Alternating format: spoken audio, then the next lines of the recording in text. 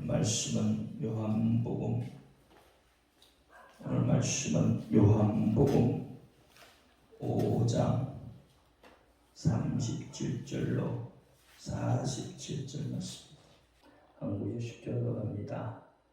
또한 나를 보내신 아버지께서 나를 친히 나를 위하여 증거하셨느니라. 너희는 아무 때에도 그 음성을 듣지 못하였고 그 형용을 보지 못하였으며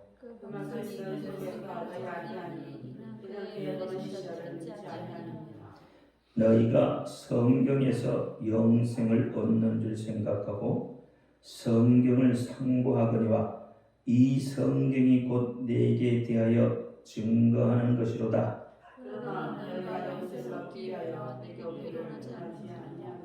나는 사람에게 영광을 취하지 아니하노라.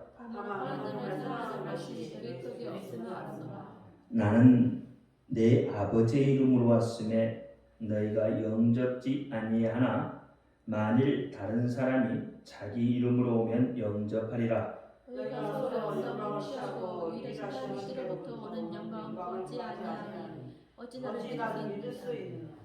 내가 너희를 아버지께 고소할까 생각지 말라. 너희를 고소하는 이가 있으니 곧 너희의 바라는 자 모세니라. 모세를 듣으며 또 나를 믿으니 이는 그가 내게 대하여 기록하였으니라. 같이요.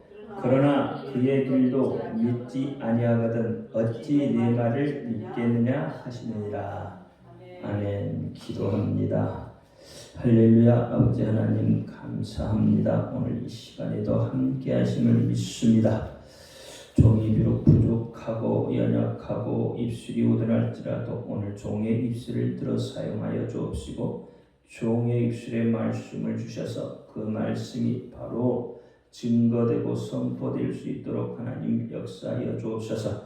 종의 입술로 선포되는 말씀이 저들에게는 하나님의 말씀으로 들려지게 하옵소서. 사람의 말, 종의 말로 듣지 않게 하여 주옵소서. 오늘 이 밤에도 깨닫는 은혜 있을 줄 믿사오며 우리 주 예수 그리스도 이름으로 감사하며 기도하옵나이다. 아멘. 오직 예수님밖에 없습니다. 우리를 구원하실 분도 예수님 한 분밖에 없습니다. 주 예수의 옆에 평강이 여러분에게 임할지어다. 아멘. 오늘 본문 47절 말씀을 다시 한번 읽습니다. 본문 47절 말씀 시작. 그러나 그의 글도 믿지 아니하거든 어찌 내 말을 믿겠느냐 하시느니라. 모세의 글도 믿지 아니하는데 어떻게 하나님의 말씀을 믿겠느냐. 글은 어떤 것보다 글이라 그래요? 무엇보다 글이라 그래요? 글이 뭐예요? 글이. 모세가 어떤 것을 써놨어요?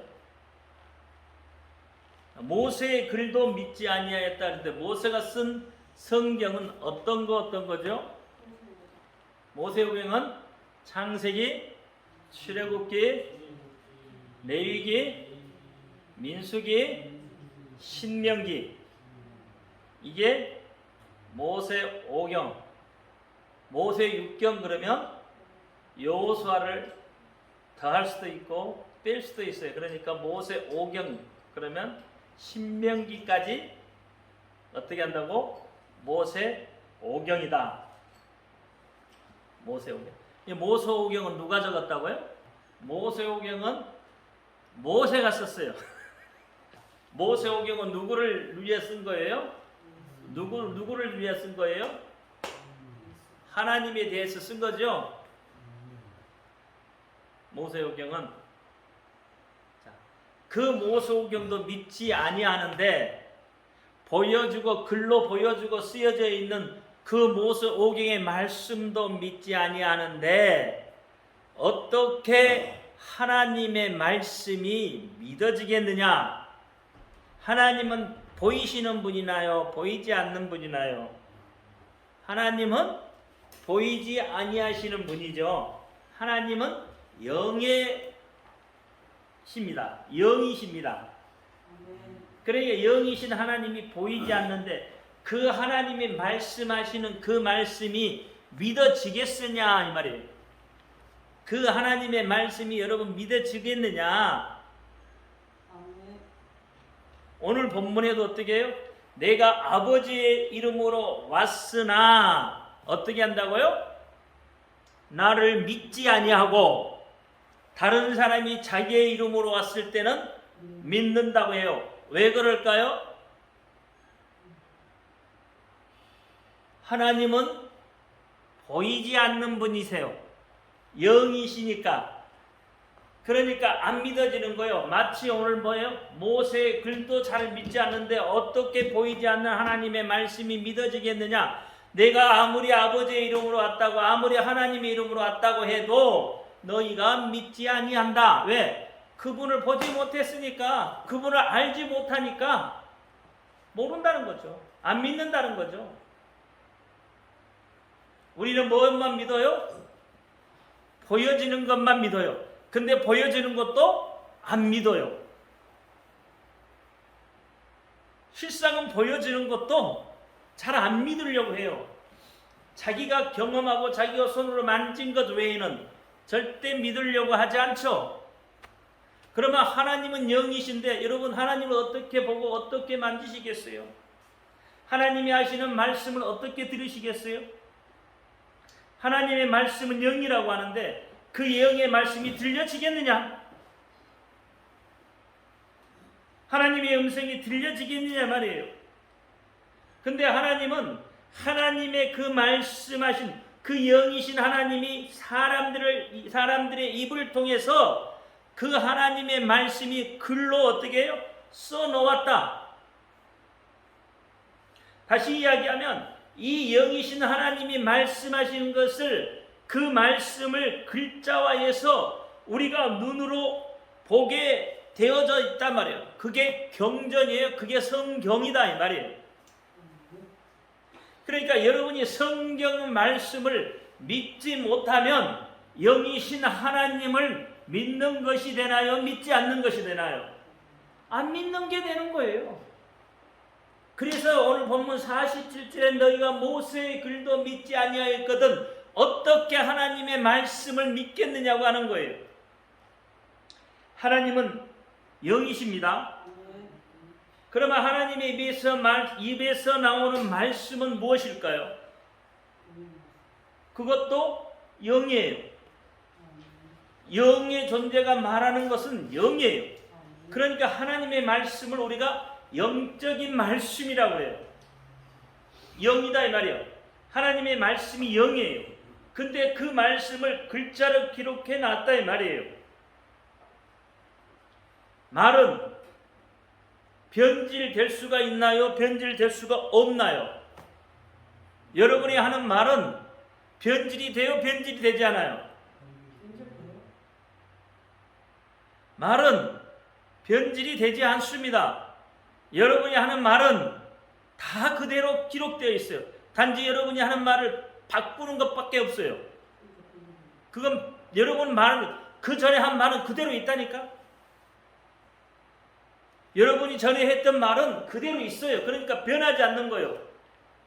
변할 수가 없어요. 여러분이 거짓말 한번 하면 그 거짓말이 어떻게 없어지는 게 아니라 그 거짓말이 어떻게 그대로 있다 이 말이에요. 그대로 있어요. 사라지는 것이 아니라 이 말이에요. 그러니까 여러분이 방금 변질된다고 하는 것은 내가 생각을 바꿨다는 이야기를 변질됐다고 하는데 그게 아니에요. 여러분 생각을 바꿔서 다시 이야기하면 그 말은 또 그대로 기록되어 있다 이 말이에요. 그대로 있다 이 말이에요.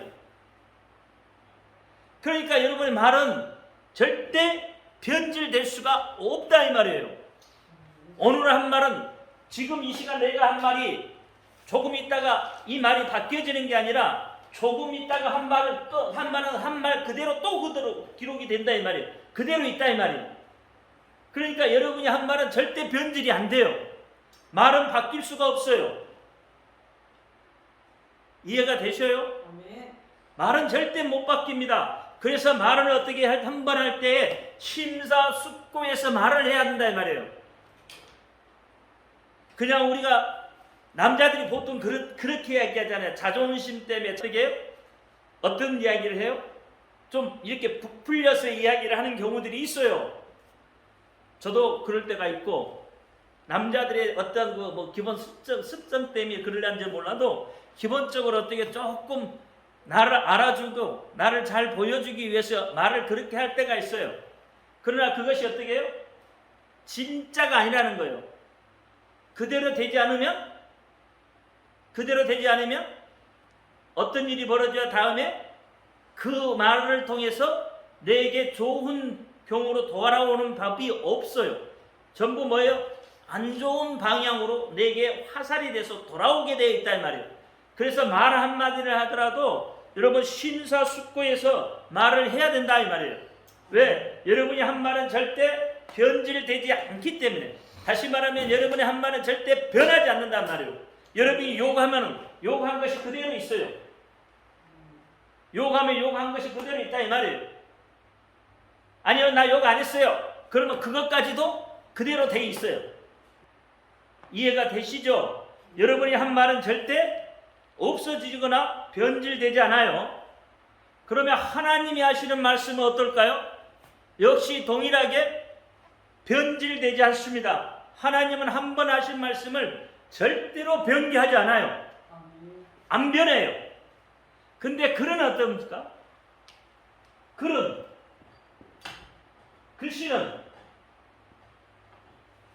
변해요, 변질되지 않아요. 글씨는 변할 수 있습니다. 왜? 지우면 되니까. 그렇잖아요. 지우면 되잖아요. 여러분 책도 그래요. 책도 어떤 부분에서 잘못해서 다시 다 회수해가지고 태워버리면 끝나는 거잖아요. 잘못된 책이 있으면 그 굴절 때문에 책을 다시 회수를 다 하잖아요. 해서 어떻게 해요? 그 책을 다 없애버리기도 한다 이 말이에요. 이게 글은 변할 수도 있어요. 글자는 변한다 이 말이에요. 변질될 수 있다 이 말이에요. 그러나 그 글자가, 그 글이 우리에게 때로는 어떻게 해요? 좋은 계기를 만들어줄 수도 있어요. 그렇죠? 글이라는 게 전체가 다 나쁘거나 변질되지 않는단 말이에요. 참 좋은 말은 우리의 가슴속에 참 많이 오래 남아요. 그래서 어떻게 어떤 사람을 또 변화시키기도 해요. 그 글을 통해서. 그러나 지울 수도 있어요. 변질시킬 수도 있다 이 말이에요. 글은. 그러면 성경은 기록된 글자잖아요. 성경은 글자예요. 그런데 성경의 글자가 그 글자가 영이 될 수 있겠느냐는 거예요. 다시 말하면 문자가 영의 역할을 감당할 수 있겠느냐? 여러분 어떻게 생각하세요? 하나님의 말씀은 영이니까 이거 변질이 안 되는데 그 영의 말씀을 글자로 써놓으면 그 글자는 변질이 될 수 있겠느냐 이 말이에요. 변할 수 있겠느냐 이 말이에요. 그 글자가 영의 역할을 감당할 수 있겠느냐 이 말이에요. 이게 문제가 되는 거죠. 그래서 어떻게 해요? 옛날 성경하고 지금 성경하고 조금 다르다고 이야기하는 경우. 글자가 바뀌었다는 거잖아요. 뭐 사본 같은 걸 찾아보면 없는 부분도 있고 사본하고 어떻게 다시 그걸 옮겨 쓰는 과정에서 잘못 썼을 수도 있고 그런 부분들이 성경에 보면 막 나오잖아요. 그러면 변질된 건가요? 변질되지 않는 건가요? 하나님의 뜻하고 같은 건가요? 같지 않는 건가요? 이게 이제 문제가 되는 거죠. 늘 이게 여러분 문제예요. 그래서 이 내용을 가지고 많은 의심들을 품고 의문들을 품어요. 그럼에도 불구하고 우리는 성경은 변하지 않는다고 이야기해요. 왜? 하나님의 말씀을 글로 써놓았기 때문에. 그러니까 하나님의 말씀은 절대 변한 게 아니라니까. 그러니까 성경은 이 영적인 문제를 감당할 수 있어요. 성경은 여러분의 영의 문제를 감당할 수 있다 이 말이에요. 이게 하나님의 말씀이기 때문에 그래요. 그러니까 성경에서 복 받으라고 말하면 그 복을 받을 수 있겠느냐? 받게 된다 이 말이에요. 왜? 이건 영의 말씀을 기록해 놓았기 때문에 그렇다 이 말이에요. 그러면 성경이 하나님의 말씀인 것의 판단 기준이 어디에 있겠느냐? 성경이 하나님의 말씀이라는 판단 기준,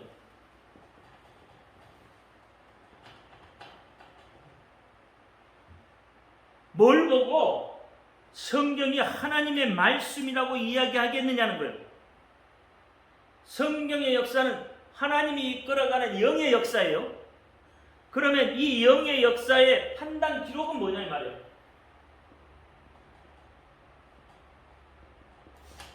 판단 기준. 여러분 이걸 알아야 돼. 그래야 성경이 이것은 영적인 글이다, 영이다 라고, 성경은 영이라는 거예요.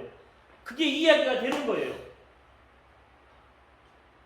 그걸 모르면 성경이 왜 영의 글자냐라고 이야기한다 이 말이에요. 왜 이게 영의 말이냐고 이야기할 수 있다는 말이에요. 우리가 은사 중에 영서라는 은사가 있어요. 영의 글이라는 은사가 있다 이 말이에요. 영의 글을 쓰고 그 글을 읽고 그 글을 해석하고 하는 은사도 있어요. 그걸 영서라고 그래요. 그러면 영적인 글이다 이 말이에요. 신의 글이다 이 말이에요. 성경은 누구의 글이에요? 하나님의 글. 다시 말하면 신의 글이에요. 신이 써놓은 글이에요. 신의 글. 그러면 이게 신의 글이라는 그 판단 기준이 있을 거 아니냐 말이에요. 뭘 보고 이 글은 신이 말한 글이다라고 이야기할 수 있겠느냐는 거예요.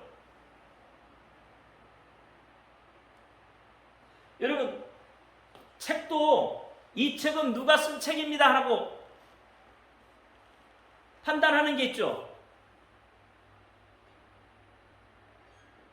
그 판단이 뭐죠?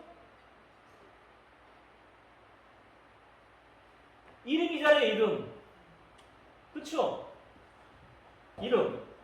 그래서 이 책은 이 사람이 썼다고 써놓죠. 그러면 그 책은 분명히 그 사람이 쓴 거예요. 그러면 성경이 하나님의 말씀이라는 판단 기준이 이제 나오죠. 성경이 하나님의 말씀이라는 판단 기준이 어디에 있다고? 이름에 있다니까요. 누구의 이름? 하나님의 이름. 다시 말하면 예수의 이름에 있다는 말, 이름. 그래서 성경은 이름들의 책이에요. 성경은 이름들의 책이에요. 성경에서 이름이 없으면 그 성경이 아니요. 그래서 성경은 모든 것이 다 이름으로 나와요. 창세기부터 시작을 할 때 어떻게? 태초에 하나님이 천지를 창조하시니라 그랬죠. 여기에 하나님이라고 나오죠. 그러면서 2장 3장에 넘어가면 이 하나님의 이름이 여호와라는 이름으로 나와요. 실제로 나와요. 갑자기 하나님 했다가 여호와라고 그래요. 그러니까 창세기에서부터 전부 뭐냐면 여호와라는 그 이름이 나오는 거예요. 성경은 전부 이름으로 기록되어 있어요. 다. 이름 없는 데가 없어요.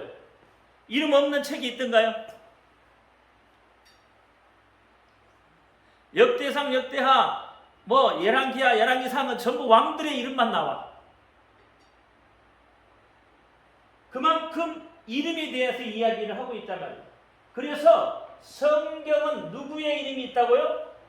여호와, 다시 말하면 하나님의 이름, 다시 말하면 예수의 이름으로 기록되어 있다 이 말이에요. 그래서 성경은 하나님의 말씀하신 책이다. 판단 기준이 어디에 있다고요? 이름에 있다. 성경이 왜 성경이에요? 그렇게 물어보면 그곳에 하나님의 이름이 있기 때문에 성경이다. 좋은 말이 있다고 성경인가요? 그거 아니잖아요. 좋은 말 써졌다고 성경 아니잖아요. 그렇잖아요. 좋은 말만 써졌다고 해서 성경이 아닌 거예요. 근데 왜 성경이라고요? 거룩하신 분, 거룩한 자의 이름이 있기 때문에, 성이란 거룩할 성자잖아요. 그 거룩한 분의 이름이 있어서 그것이 어떻게, 그 사람이, 거룩한 분이 입으로 말하는 것이 글로 써져 있어서 경전이 되었다 이 말이에요. 그래서 성경이다 이 말이에요. 성경. 그러니까 우리가 어떻게 해요? 지금 무엇을 바라보고 성경을 읽느냐에 따라서 관점이 달라져 버리는 거예요. 이 하나님의 이름을 바라보고 이 하나님의 이름을 관점으로 삼고 성경을 바라보면 누가 보여요? 하나님이 보인다 이 말이에요. 다시 말하면 우리가 일반 서책도 그 사람의 이름을 보면 그 사람은 어떤 사상을 가지고 있고 어떤 생각으로 이 책을 썼다는 것을 우리가 알 수가 있는 거예요. 그 책 내용을 보면 이 사람이 어떤 사람이다라는 것을 이해할 수 있죠. 이해 안 되나요? 여러분 책 볼 때 그런 것 전혀 생각지 않아요? 책을 읽다 보면 그 책 쓴 저자의 생각이 나와요. 책을 쓴 사람의 어떤 사상이 나온다 이 말이에요. 그럼 그 사상으로 중심으로 써졌다면 그 사람의 생각은 어떻게 해요? 생각을 통해서, 사상을 통해서 그 사람이 어떤 사람이다 라는 걸 우리가 유추해내서 볼 수 있는 거죠. 그렇죠? 공산주의 사상을 가지고 있으면 공산주의 사상의 이름을 쓴 사람은 어떻게 해요? 공산주의 사상에 대한 이야기를 쓴다 이 말이에요. 그러면 이 사람은 공산주의 사상을 썼기 때문에 이 사람은 어떠겠다고요? 저 사람의 사상은 공산주의 사상을 가지고 있다. 이렇게 우리가 판단한다 이 말이에요. 그래서 그 사람 이름을 딱 대면 저 사람은 공산주의자다. 판단되어져. 그렇게 판단되어진다 이 말이에요. 그런 것처럼 성경이 경전이 되는 것은 거룩할 성자, 거룩한 분의 입으로, 그분의 입으로 나온 말씀을 글로 기록해 놓은 것은 그것이 경전이 된 것이 성경, 그렇다 이 말이에요. 그러니까 성경이 뭐냐고 물어보면 대답도 못해요. 우리가 성경이 뭐하는 책이냐고 그러면 하나님 말씀하신 거죠. 그걸로 끝나버린다 이 말이에요. 그래서 우리의 포커스가 하나님의 이름에 맞춰주면 성경을 바라볼 수 있는 눈이 열려요. 그래서 오늘 본문에도 보니까 어떻게 너희가 성경에서 영생을 얻는 줄 알고 성경을 상고하거니와 그랬죠. 그러면 성경 속에 영생이 있다는 이야기죠. 그렇죠? 이 성경이 곧 내게 대하여 증거하는 것이다. 내게 대하여 누구에 대한 증거라고요? 성경이 누구에 대해서 증거하고 있다고요? 예수에 대해서 증거하고 있다. 그러니까 그러면 여러분의 초점이, 여러분의 포커스가 어디에 지금 맞춰져 있냐? 단지 그분이 말씀하시는 말씀의 한 구절에 초점이 맞춰져 있느냐? 그러면 그 한 구절에 초점만 맞춰진 걸로 끝나버린다 이 말이에요. 그러면 하나님에 대해서 포괄적으로 폭넓게 알아볼 수가 없어요. 딱 그 부분 외에는 모른다 이 말이에요.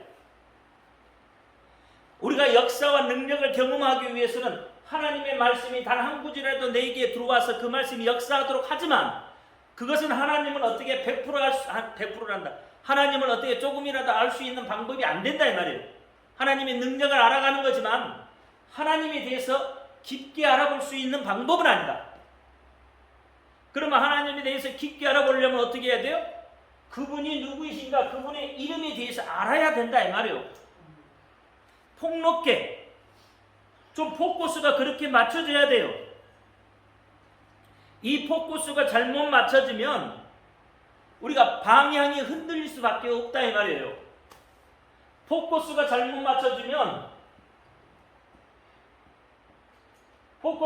맞춰지면 어떻게 해요? 방향이 흔들려 버려요. 믿음의 방향, 신앙의 방향이 흔들려 버린다 이 말이에요. 그러니까 자꾸 뭐요? 우리가 예수를 믿으면서 어디에 초점을 둬요?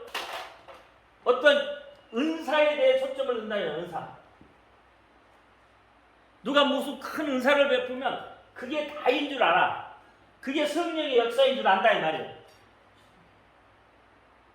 이것은 하나님의 선물이다 이 말이에요. 하나님이 그냥 주시는 선물이지 이게 이 은사를 가지고 하나님을 알 수가 없다 이 말이에요. 한 부분이에요. 일부분일 뿐이에요. 은사를 통해서 하나님의 이름을 알 수가 없어요.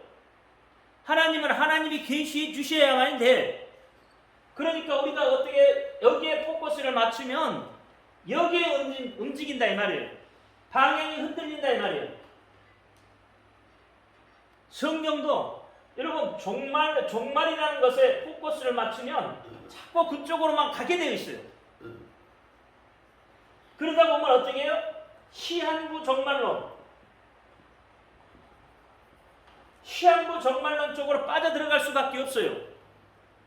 잘못된 방향으로 틀어질 수밖에 없다 이 말이에요.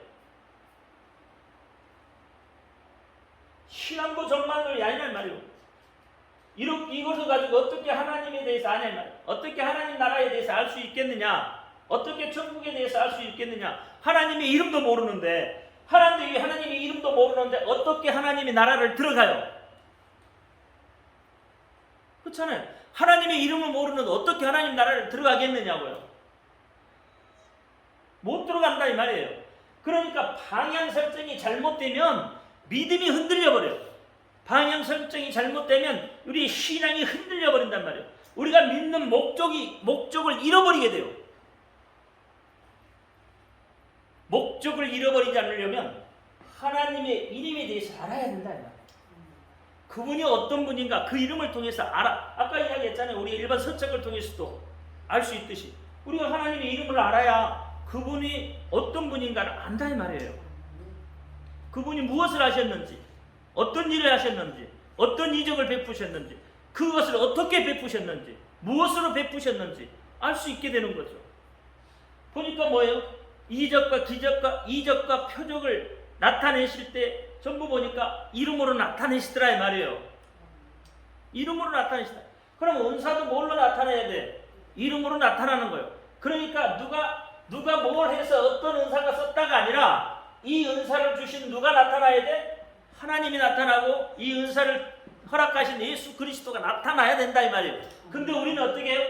포커스가 잘못 맞춰져 있기 때문에 포커스가 여기에 맞춰져 있기 때문에 이것을 행하는 사람에 대해서 어떻게 추정하고 믿고 그 사람을 따른다 이 말이에요. 그러니까 오늘 본문에 어떻게 내가 아버지의 이름으로 왔으나 믿지 아니하고 자기가 자기의 이름으로 하면 그 사람을 믿는다는 거예요. 그게 이상하다는 거죠.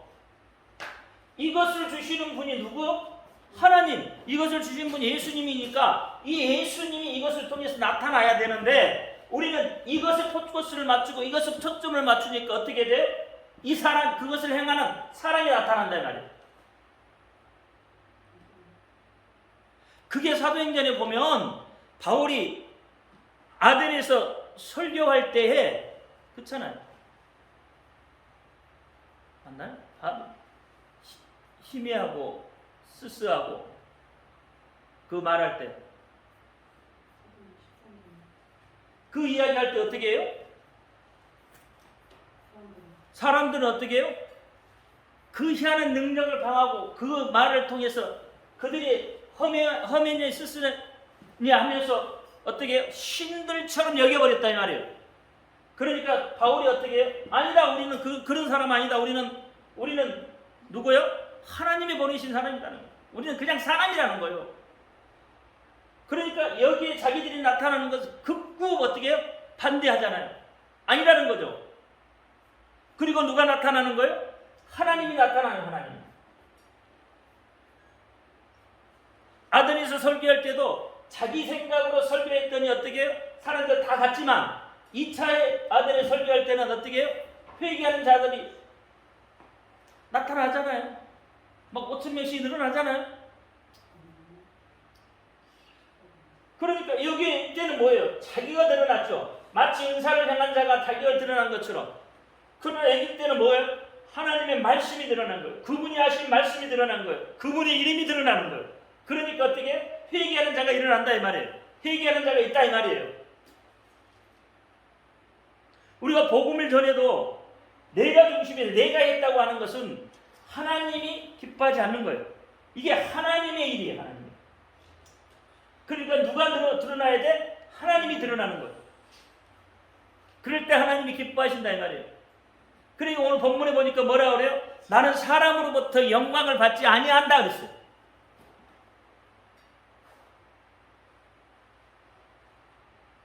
영광은 하나님의 영광은 누구를 통해 나타나요? 예수 그리스도를 통해 나타나요. 그러면 우리는 뭐예요? 우리 속에 누가 있어요? 예수 그리스도가 있어요. 그러니까 내가 예수 그리스도의 그 일을 감당하면, 그렇죠? 예수님의 지상 명령을 감당하면 내 속에 계신 예수 때문에 누가 영광을 받으셔요? 하나님이 영광을 받으신다 이 말이에요. 그러니까 누가 드러나는 거예요? 자꾸 내 속에 계신 예수가 드러나는 거죠. 그게 복음이라니까. 복음이 별거가 아니라 우리가 복음은 예수를 증거하는 거예요. 예수가 나타나는 게 복음이에요. 그 예수만이 오직 복음이란 말이에요. 그게 예수의 이름의 비밀이에요. 비밀.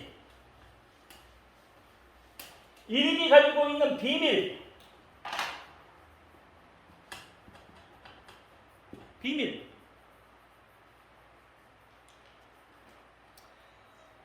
예수의 이름에 대한 비밀. 이 비밀은 뭘까요?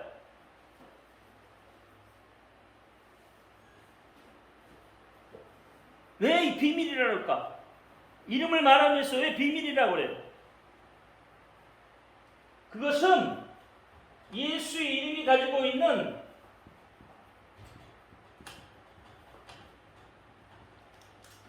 현재성이에요. 현재성.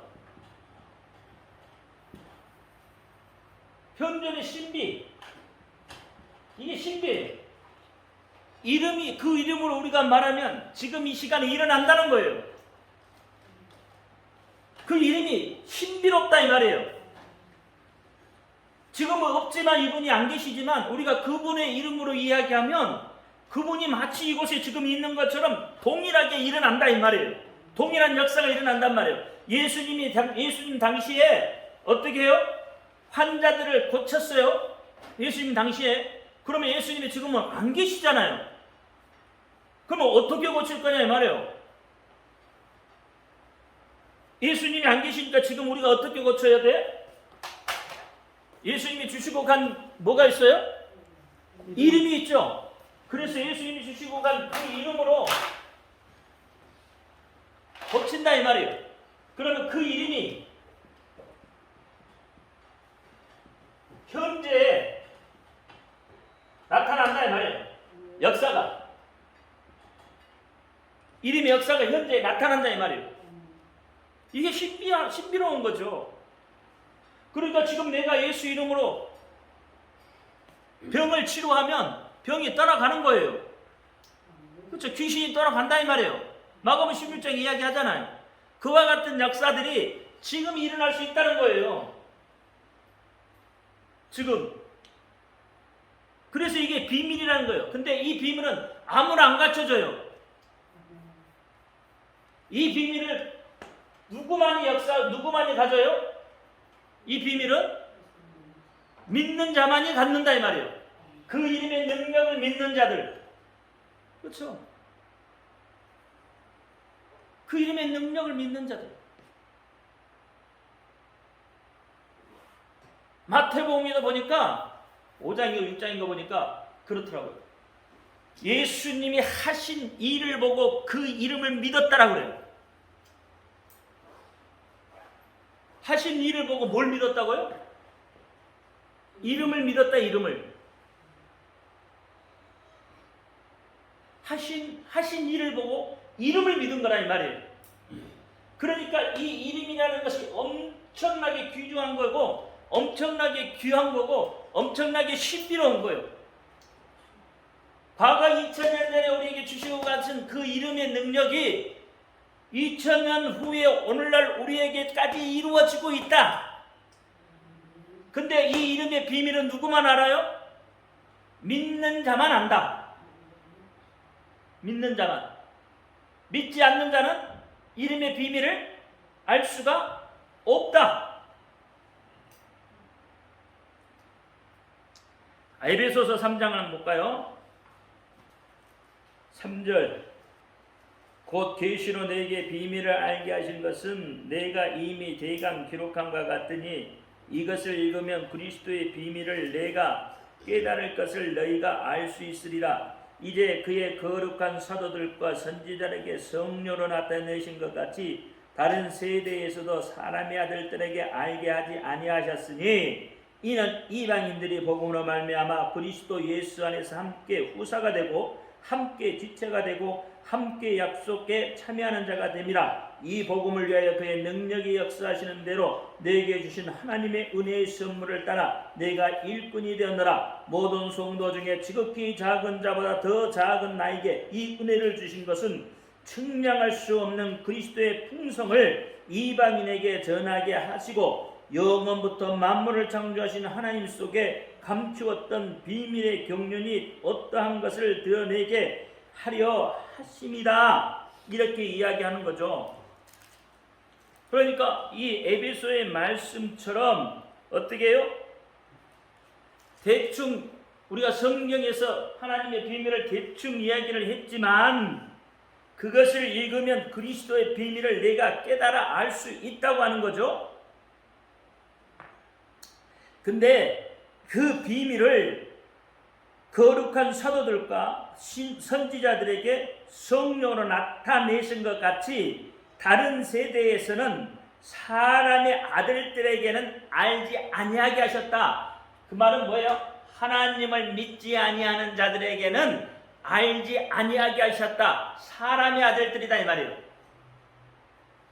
하나님의 아들들이 아니고 사람의 아들들. 그러니까 세상은 알지 못한다는 거예요. 세상은 몰라요. 컴퓨터도 세상은 몰라요. 예수에 대해서 이야기 안 하면 못해요. 모르니까.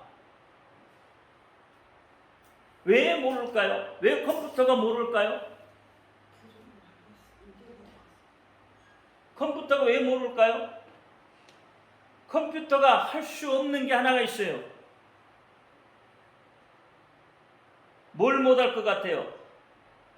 여러분, 인공지능이 할 수 없는 게 있어요. 아무리 발달을 해도 인공지능이 할 수 없는 게 있어요. 그게 뭐냐면 영의 세계예요. 영이라는 것은 어떻게 성경이 할 수가 없다 이 말이에요. 우리가 혼의 세계까지는 어떻게 컴퓨터가 침입해서 알 수는 있겠지만 영의 세계만큼은 컴퓨터가 할 수가 없어요. 그래서 어떻게 여러분 혼의 세계가 잘못되니 정신병자가 생기는 거예요. 정신병자는 어떻게 약물로도 치료하고 컴퓨터로도 치료할 수 있어요.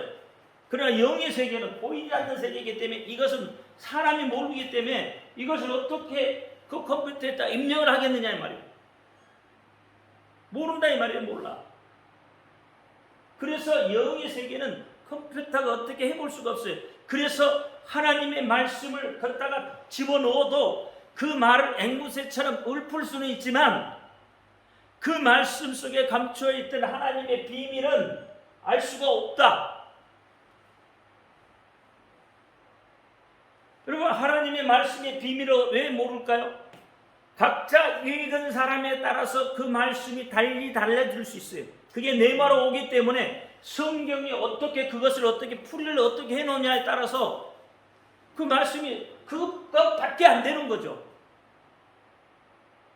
그러나 우리는 그 성경을 똑같은 구절을 봐도 사람마다 다 다르게 본다 이 말이에요. 그것을 어떻게 인공지능이 그것을 종합해서 빼낼 수가 있겠느냐는 거예요. 영의 문제는 그래서 해결이 안 되는 거예요. 컴퓨터가. 그래서 그 이름의 비밀이라는 거예요. 그래서 예수 이름의 비밀이라는 거예요. 아무나 알 수 있는 게 아니에요. 이 비밀은. 오직 믿는 자 외에는 사람들의 아들들은 모른다고 그렇게 이야기를 하고 있다 이 말이에요. 하나님만 아셔. 하나님을 믿는 자 외에는 아무도 몰라요. 5장 32절에도 한번 볼까요? 이 비밀이 크도다 내가 그리스도와 교회에 대해 말하노라. 그러나 너희도 각각 자기의 아내 사랑하기를 자기와 같이 하고 아내도 그 남편을 경외하라 그랬어요. 비밀이 크다. 누구의 비밀? 예수 그리스도에 대한. 근데 예수 그리스도와 교회에 대해서 어떻게 해요? 부부에 대한 이야기를 해놓는 거예요. 이것을 어떻게 컴퓨터를 해요? 어떻게 영적인 문제를 이해할 수 있느냐 말이에요. 말이 안 되는 거죠. 골로새서 1장 26절부터 27절 말씀이요. 이 비밀은 만세와 만대로부터 엄으로 감추었던 것인데 이제는 그의 성도들에게 나타났고 하나님이 그들로 하여금 이 비밀의 영광이 이방인 가운데 어떻게 풍성한 것을 알게 하려 하심이라. 이 비밀은 너희 안에 계신 그리스도시니 곧 영광의 소망이시니라 그랬어요. 그리스도란 말이에요. 그리스도. 다시 말하면 예수다 이 말이에요. 누구 속에? 우리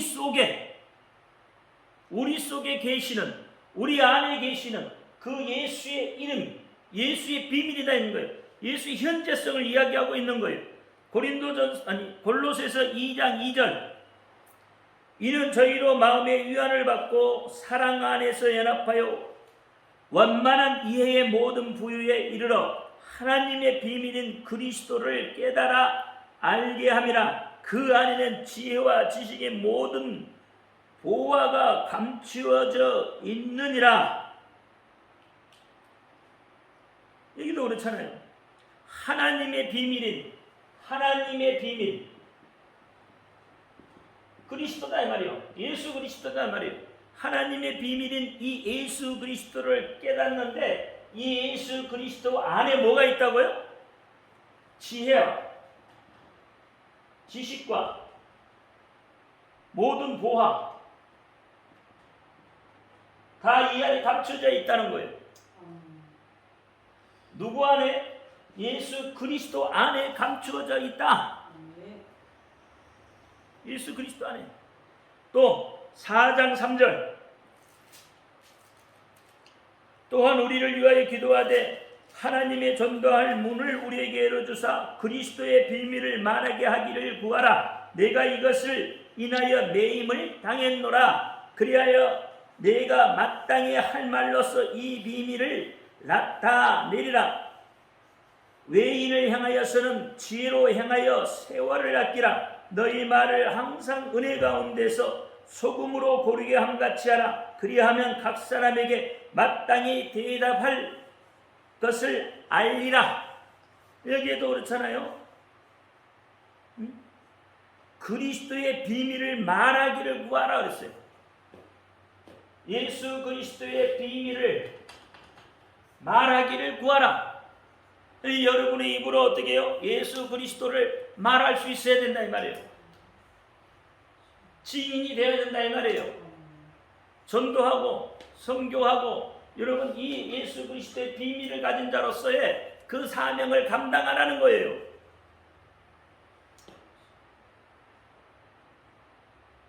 이게 복음의 비밀이에요. 복음의 비밀은 기사, 이적, 표적이 얼마든지 가능하다 이 말이에요. 우리가 그리스도의 비밀에 대해서 이야기했잖아요. 그러면 복음은 뭐예요? 예수 그리스도죠.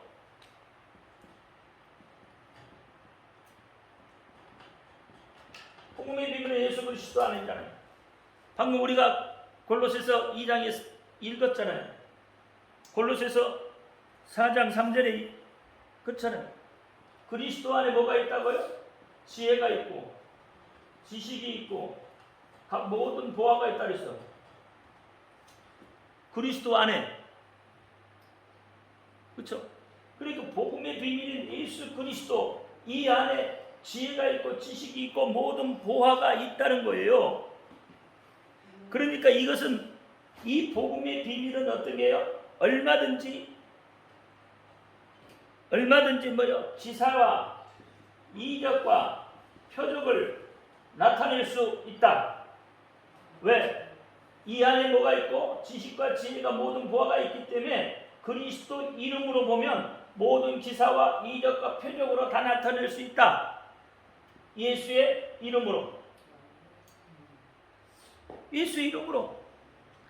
그러니까 이 이름은 뭐예요? 우리에게 신비죠.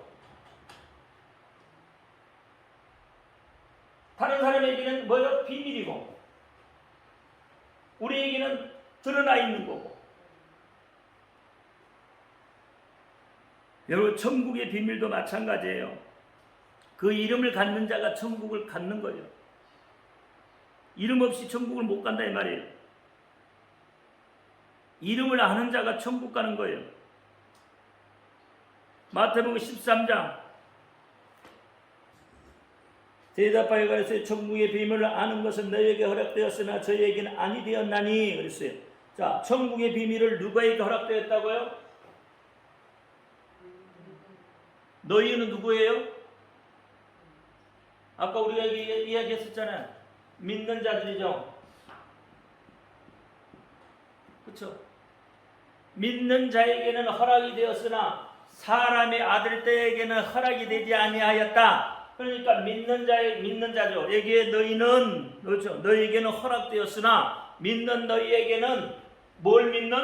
이름을 믿는 그 이름의 능력과 기적과 지사와 이적과 표적을 믿는 너희에게는 그 이름의 비밀이 허락이 되었다 이 말이에요. 다시 말하면 그 이름을 믿는 자가 천국의 비밀을 안다 이 말이에요. 아무나 천국의 비밀을 알겠어요? 여러분 세상 사람들에게 천국에 대해서 이야기해봐요. 그게 있느냐고 그러죠. 그게 있느냐고 그러죠. 지옥이 있냐고, 지옥이 어디가 있느냐고 그러죠. 그러니까 그들은 뭐예요? 오늘 살다가 어떻게 해요? 죽어버리는, 그렇죠? 그래서 아궁이에 들어가는 들풀과 같은 거예요. 오늘 살다가 끝나는 거예요.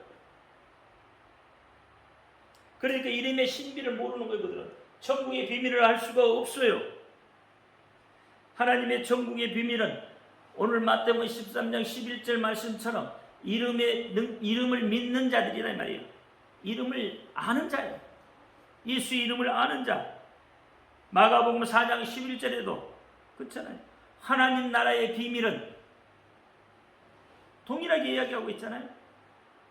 하나님 나라의 비밀. 마가복음 11장, 마가복음 4장 11절.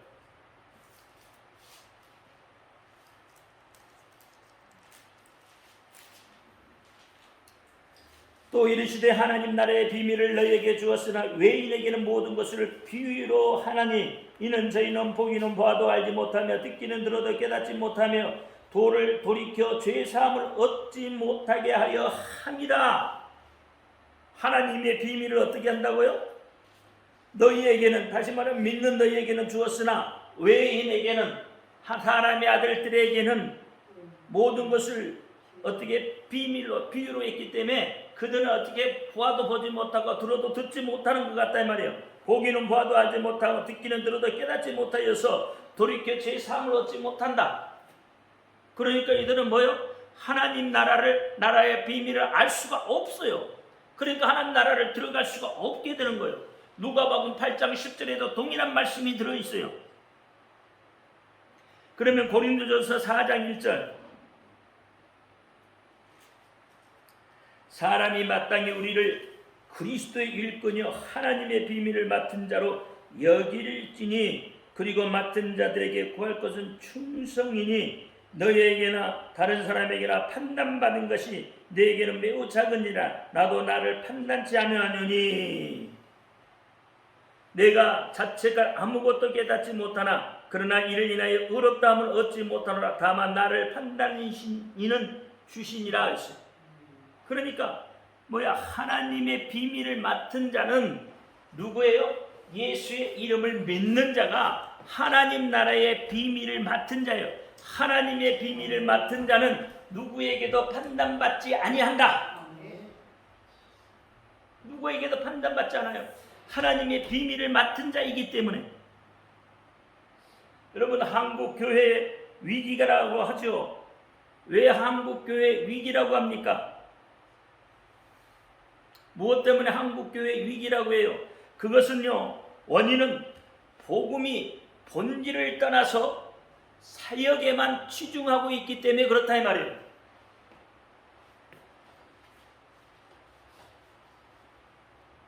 다시 이야기하면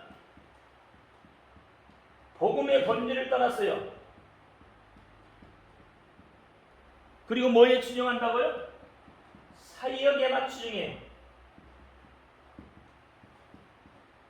여러분, 지금 한국교회는 이 사역에 치중하고 있어요. 하나님의 말씀이 과와 가부를 돌보라고 그랬잖아요. 그러면 과와 가부를 돌보는 것은 복음의 본질인가요? 사역인가요? 사역이다 말이에요. 사역. 헐벗고 가난한 사람들을 돌보라는 것은 본질이 아니라 사역이에요. 근데 우리는 이 사역에 치중하다 보니까 뭘 잃어버렸어요? 본질을 떠나버렸다 이 말이에요. 본질을. 본질은 뭐예요? 예수예요. 예수. 복음의 본질은 예수입니다.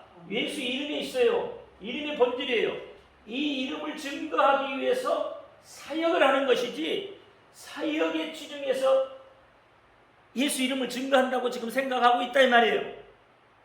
그러니까 사역이 90%나 99%나면, 사역이 99%나면 이것은 뭐예요? 1%에 불과해요. 아니면 좀 너무 많이 잡았나요? 그러면 90%가 사역이라면 10%가 복음이다 이 말이에요. 반대로 돼야 된다 이거예요. 반대로. 사역이 나쁘다는 게 아니잖아요. 사역은 반드시 해야 됩니다. 그렇죠? 근데 그 사역을 반드시 하는데 뭐가 중심이 돼야 돼? 본질이 뭐예요? 예수를 증거하는 게 본질이에요. 이걸 떠나버리면 변질될 수밖에 없다 이 말이에요. 한국교회가 왜 위기가 닥쳐냐? 여기에 치중해 있기 때문에 위기가 닥쳐와 있다 이 말이에요. 많은 목사님들이 다 잘하셔요. 얼마나 훌륭하십니까?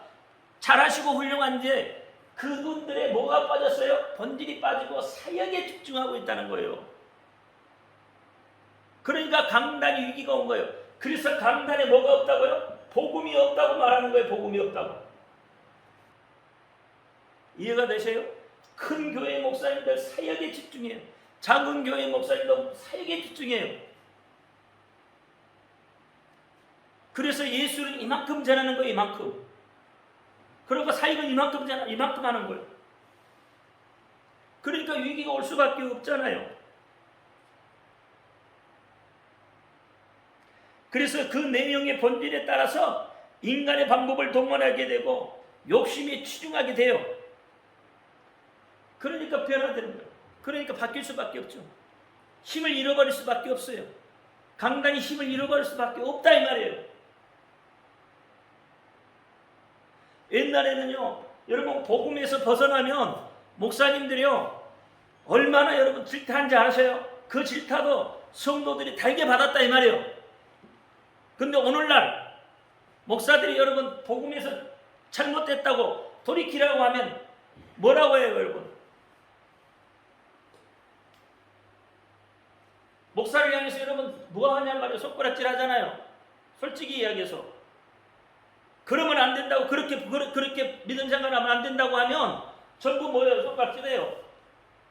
잘못됐다고 하면, 복음의 본질에 대해서 이야기를 하면 아니라는 거예요. 아니라는 거예요. 그러니 강단에서 어떻게 해요? 복음을 말할 수가 없잖아요. 지금은 큰 교회에서 여러분 오늘날 이게 대세가 되기 나서 말도 못하겠어. 방 안에서 개 키우는 것도, 이혼하는 것도 그렇잖아요. 큰 교회는 그래서 이혼이라는 말을 못한다 하잖아요.